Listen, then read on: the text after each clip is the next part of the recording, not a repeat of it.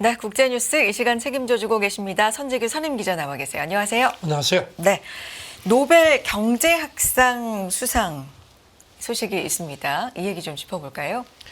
그 3명의 미국 경제학자한테 돌아갔습니다. 네. 국가 간의 그 경제 발전에 차이를 가져온 제도 요인을 연구한 공로로 그 수상한 걸로 발표가 됐고요. 그런데 이 세 교수가 이제 MIT 대학의 다론 아제모울루 교수하고 그다음에 사이먼 존슨 교수 그리고 그 시카고 대학의 제임스 로빈슨 교수가 받았는데요. 네. 그 세 교수 모두 한국 경제 그 발전에 대한 상당한 그 관심을 표명을 했습니다. 네. 이 MIT 교수 두 사람이 어제 그 대학 쪽이 마련한 온라인 공동 회견을 했는데 여기서 그 한국 경제의 그 지속 가능한 발전이 가능하겠느냐 하는 연합뉴스가 질의를 했는데 여기 대해서 남북한이 제도의 역할을 훌륭하게 보여주는 사례라고 하면서 분단 이전에는 양쪽이 다 비슷한 수준이었는데 시간이 지나면서 경제 격차가 특히 10배 이상 벌어진 사례라고 소개를 했습니다. 네. 그리고 한국의 그 민주화 과정이 매우 어려웠지만 민주화 이후의 성장 속도가 더 높아졌고 방식도 훨씬 더 건강하게 이루어졌다고 평가를 했습니다. 네. 또 공동 수상자 사이먼 존슨 교수도 공동 회견에서 한국에 대해서 얘기한 게 있죠. 그 서두에 네. 배우자가 한국계라고 소개를 했습니다. 그러면서 한국이 이렇게 발전한 게 쉬운 여정은 아니었고 오늘날 문제가 없는 것도 아니지만 훨씬 상대적으로 훨씬 나은 상태고 다른 나라에 비해서 놀라운 성취를 이뤘다고 했습니다. 네. 그래서 이런 연구를 계속해서 사람들이 이렇게 이런 쪽으로 지향하게 해야 할 방향이라고 생각한다고 또 강조를 했습니다. 다만 이제 문제도 있다. 특히 한국 경제가 여전히 대기업에 지배되고 있고 가장 빠른 속도로 고령화가 진행되는 것도 문제다. 이런 얘기를 했습니다. 그러면서 이제 급속한 고령화를 겪는 국가들이 새로운 도전에 직면할 거다. 그래서 한국이 경쟁을 통해서 이런 거를 이제 압박에 대처하는 게 더 중요할 거라고 얘기를 했습니다. 네. 존슨 교수 같은 경우는 연합뉴스와 서면 회견도 입니다. 네. 비슷한 얘기를 했습니다. 네. 한국이 세계 사상 가장 놀라운 경제적 성공담을 이룬 국가 중에 하나라고 이렇게 얘기를 했습니다. 그러면서 대기업 위주 모델을 가졌지만 이런 그 수출 지향 경제, 그러니까 지난 50년 정도 계속 그 어떤 순항해 왔는데 앞으로도 약간의 개선을 통해서 지속 가능하지 않을 이유가 없다고 진단을 했습니다. 네.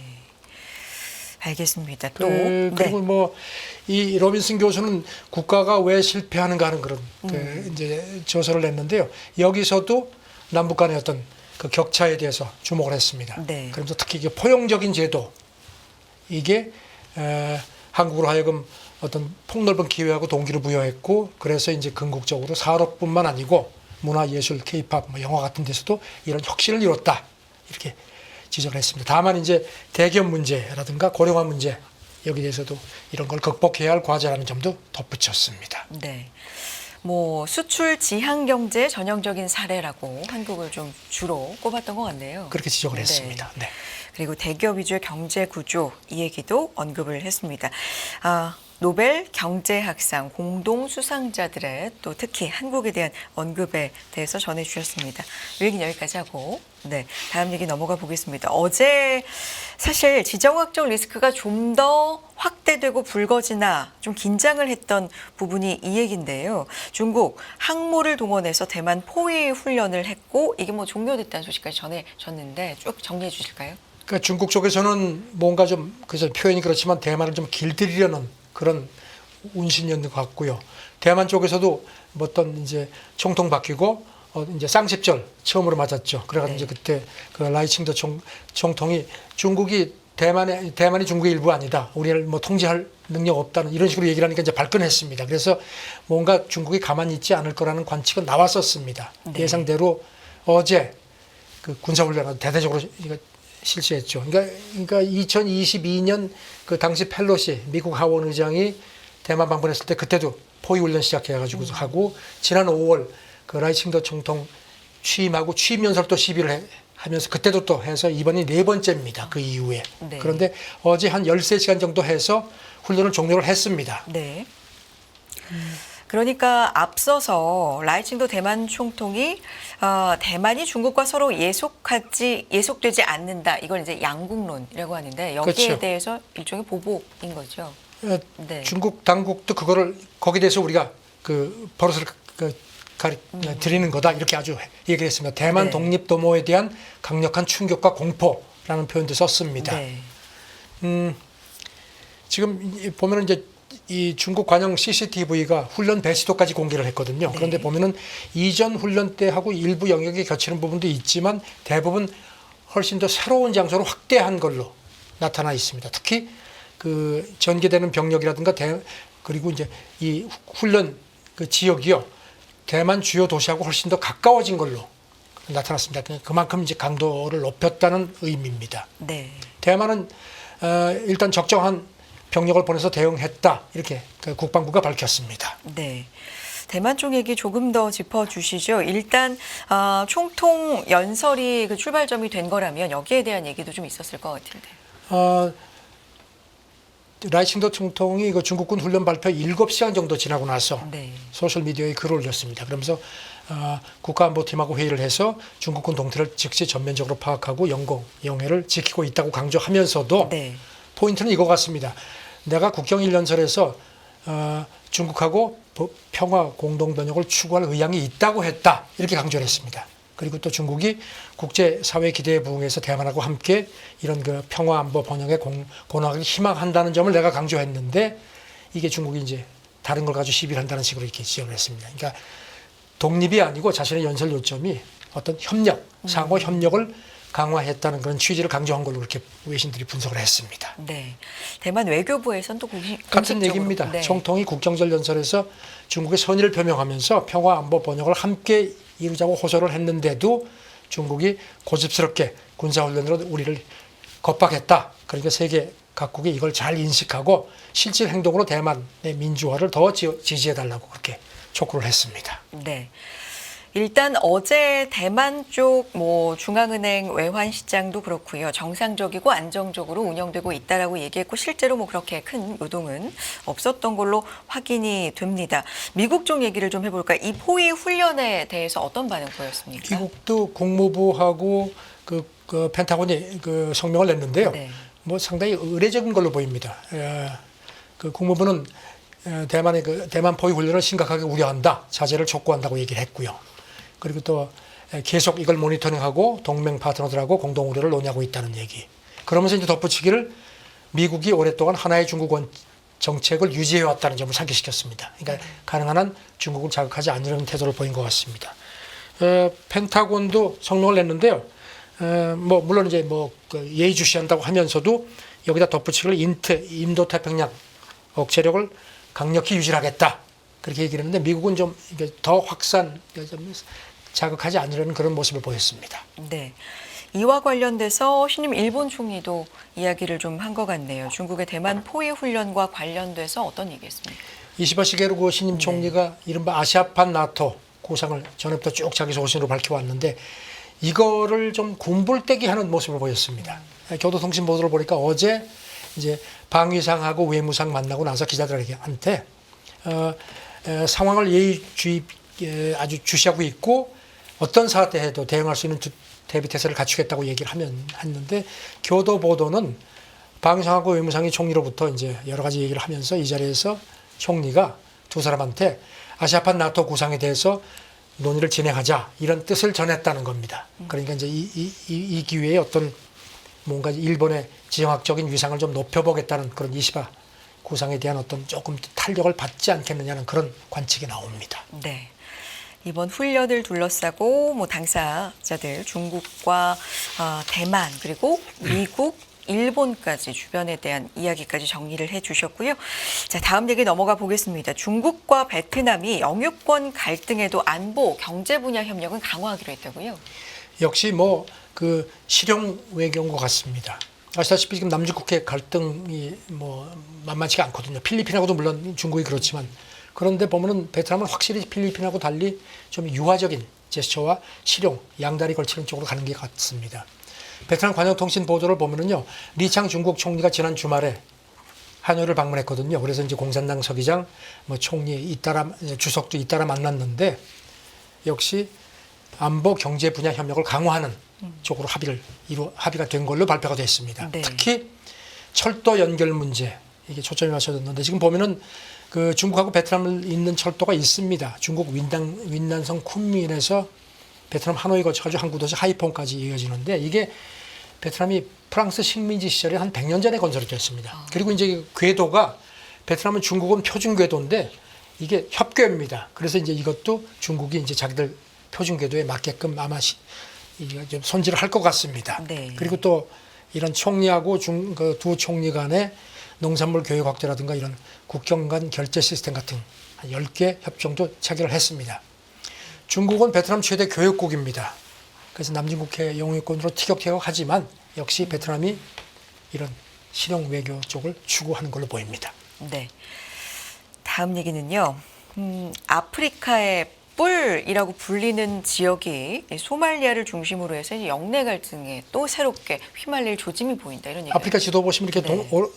동북 쪽에 이렇게 툭 튀어나온 부분이 있죠. 이제 그거를 아프리카의 뿔이라고 부르는데 그게 이제 사실 그 아프리카는 그 동안에 보면 미국이 상대적으로 러시아라든가 이런 중국에 비해서 좀 이렇게 세력이 좀 영향력이 좀 덜한 걸로 되어 있는데 그나마 소말리아는 해적으로 이제 우리한테도 많이 알려져 있는데 거기 미군이 한 450명이 가 있습니다. 그래가지고 거기서 이제 대테러 훈련 같은 걸 시켜서 소말리아가 그나마 아프리카의 어떤 의미에서 유일한 미국하고 서방의 어떤 대테러 그 견제 기지 역할을 해왔는데 이게 지금 에티오피아가 이게 에티오피아는 이제 친러시아 쪽이 완연하죠.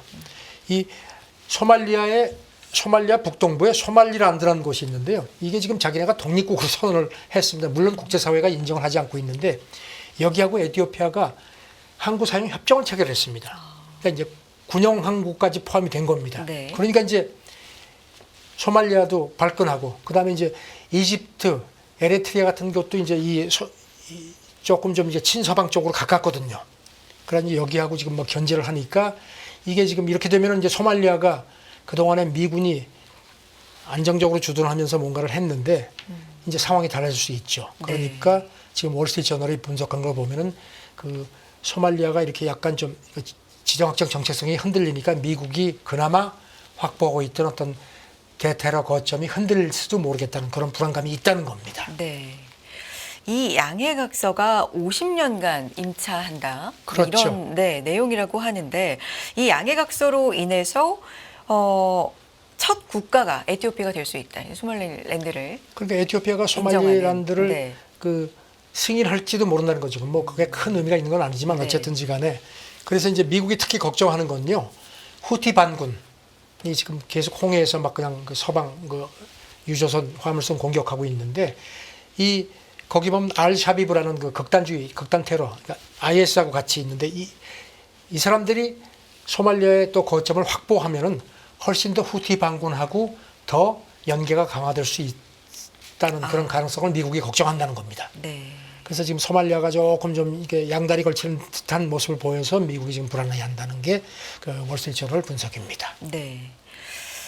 뭐 지난 8월에도 이 모가디슈 해변 뭐 테러 이런 얘기도 있었네요. 최근에 잇따라 네. 테러가 발생해서 막 상당수의 그 사상자가 발생을 했죠. 네. 그래서 이제 이 알샤바브라는 이 이슬람 극단 세력이 이 소말리아를 거점으로 다시 또 세력을 키울 수 있을 가능성에 대해서 우려를 한다는 겁니다. 알겠습니다. 자, 다음 얘기로 넘어가 보겠습니다. 블룸버그 보도인데 유럽 지도부 잔인한 경쟁 탈락, 초읽기 위기를 걱정하고 있다. 무용론이 급속 확산된다. 뭐가 무용하다는 겁니까? 전해주시죠. 헝가리 총리가 네. 물론 이제 푸틴하고 좀 가깝죠. 그동안에 뭐 유럽 연합 저거 뭐 우리한테 무슨 도움이 돼? 그 이론이 있었고 하는데 그래도 그 유럽 연합 그 주류 회원국들은 아니다 했는데 최근에 와서 조금 그 상황이 달라졌다는 게 블룸버그 진단입니다. 지금 그저께 분석 기사를 썼는데요. 제목이 이렇습니다. 유럽 잔인한 세계에서 자리를 지킬 수 있는 시간이 거의 소진됐다. 제목이 그렇습니다. 그러면서 이제 유럽연합의 전현 정상들 그다음에 그 전문가들을 인용해서 이렇게 회의론이 급속히 확산하고 있다고 보도를 했습니다. 네. 그러면서 영내를 회생시키려는 유럽 프로젝트 이게 이제 드라기 그 전 이탈리아 총재, 유럽 중앙은행 총재도 했죠. 이 사람이 지난 9월에 유럽 프로젝트라는 청사진을 내놨는데 이거에 대해서도 별로 시큰둥하다. 그래서 지금 블룸버그는 이게 전문가들이 걱정하는 게 지금 유럽이 티핑 포인트 몇 번 말씀드렸죠. 작은 요인들로 인해서 이미 금이 가 있는데 거기 작은 변수가 하나 더 더해지면 네. 확 갑자기 무너질 수 있는 그런 포인트에 직면했다는 겁니다. 인용하고 있는 인터뷰 기사들 내용들도 좀 있네요. 전 폴란드 대통령도 네. 인용했고 마크롱 프랑스 대통령 인용했습니다. 저는 폴란드 대통령은 세상이 지금 매우 급격히 극적이며 근본적으로 변한다. 그런데 유럽이 너무 느려서 정확하게 대응하지 못해서 걱정이다 했고요. 마크롱 프랑스 대통령도 이달 초에 베를린에서 패널이 있었는데 유럽이 위기에 처했음을 절감한다. 그러면서 우리가 계속 낡은 아젠다에 안주를 하면은 2, 3년 안에 글로벌 마켓에서 쫓겨날 것임을 자기는 의심치 않는다. 이렇게 아주 강하게 경고를 했습니다. 네. 그런데 이게 뭐 한 번에 이렇게 된 게 아니라 여러 가지들이 좀 쌓였을 텐데 어떤 게 블룸버그 진단은 좀 몇 네. 가지를 지적을 했는데 네. 첫째 그 우크라이나 전쟁 계기로 해서 이제 그동안에 유럽이 러시아의 그 화석 연료에 엄청나게 의존을 했던 게 이제 그런 그 허점이 드러났다는 거. 그다음에 바이든 정부가 지금 적극적으로 보조금을 해서 산업을 유치를 하고 있죠. 그다음에 이제 특히 유럽 경제가 수출에 많이 의존을 하는데 중국에 대한 의존도가 너무 높았다는 겁니다. 이런 것들이 쌓여서 복합적으로 지금 이런 문제를 이제 초래했다는 겁니다. 그래서 지금 미국하고 중국이 치열하게 IT 경쟁을 하는데 유럽은 거기서도 처진다. 그래서 지금 IT 벤처 자본가 데이비드 갈브레이스는 유럽이 위험하다. 산업 현대화에 실패한 국가들이 더는 그 방심하면 안 된다고 그렇게 경고를 했습니다. 앞서서 그래서 뭐가 무용하다는 거냐 질문 드렸었는데 결국엔 유럽연합에 대한 무용론인가요? 그렇죠. 네.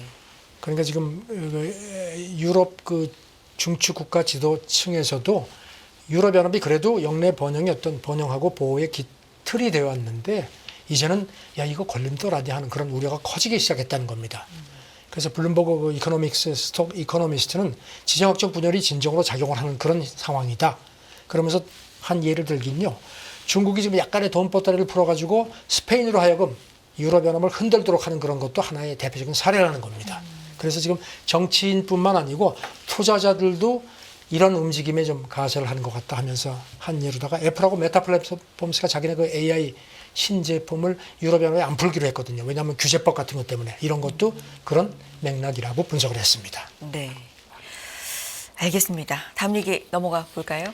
네, 지금 네. 뭐 드라기가 그 아까 말씀드린 그 유럽 재생 프로젝트 내놓고 했는데 그 공동 채권 발행이라든가 공동 자본시장 구축 같은 걸 뭐 제시를 했는데 지금 뭐 독일 같은 데도 뭐 그게 무슨 우리한테 무슨 의미 해가지고 지금 이런 식으로 해서 이게 지금 시큰둥하다는 겁니다. 그래서 지금 큰일 났다는 그런 얘기들이 자꾸 나온다는 겁니다. 알겠습니다. 중국과 쿠바 얘기 좀 해볼까요? 관계가 최근에 좀 악화되고 있다 보도가 나왔는데 어떤 배경이 있죠? 쿠바가 우리하고도 네. 지금 훨씬 더 관계가 달라졌죠. 이제 이런 상태인데 파이낸셜 타임스 보도를 보면요. 미중 전략 경쟁이 심화되는 와중에 쿠바 경제가 지금 가라앉는 것이 중국도 이제 쿠바를 그렇게 끌어안으려고 하지 않는다는 겁니다. 쿠바는 지금 아주 절실한데 그래서 이제 이 표현이 좀 그렇지만 파이낸셜 타임스가 이제 슈거데드라는 게 있거든요. 이제 젊은 여성한테 이제 뭔가 좀 후원을 해주면서 이제 뭐 여러 가지 이제 이렇게 뭐 데이트도 하는 그런 것들이 있는데 쿠바는 그런 게 필요한 반면에 중국은 쿠바에서 별로 얻을 게 없다는 겁니다.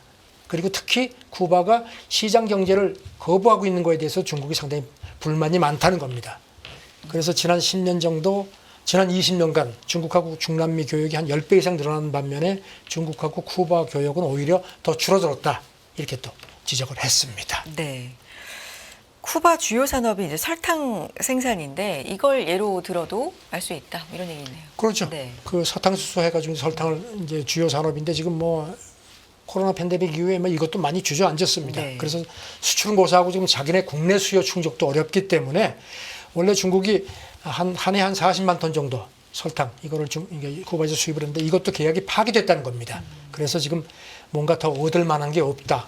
그래서 이제 그 보면은 아르헨티나라든가 브라질, 에콰도르, 멕시코, 페루, 베네수엘라는 중국하고 전략적 동반 관계를 맺고 있지만 쿠바는 여기서 빠져 있다는 겁니다. 그래서 아메리칸 대학 교수가 중국이 무작정 자선을 베풀 수 있는 처지가 아니다. 네. 그래서 쿠바는 뭔가 지금 도움이 필요한데 중국에 그 보답으로 줄 게 많지 않다는 겁니다. 그래서 중국이 쿠바에는 등을 돌리는 것 같다. 이렇게 분석을 했습니다. 알겠습니다. 여기까지 국제뉴스 듣겠습니다. 선재기 선임 기자 함께했습니다. 오늘 말씀 고맙습니다. 네, 감사합니다. 끝나지 않은 여정, 변화의 물결소. 우리의 질문은 계속될 것입니다. 거대한 역사로 잃는 인간의 욕망과 부의 흐름. 새로운 부의 미래를 알려드립니다. 자본주의의 적은 자본주의.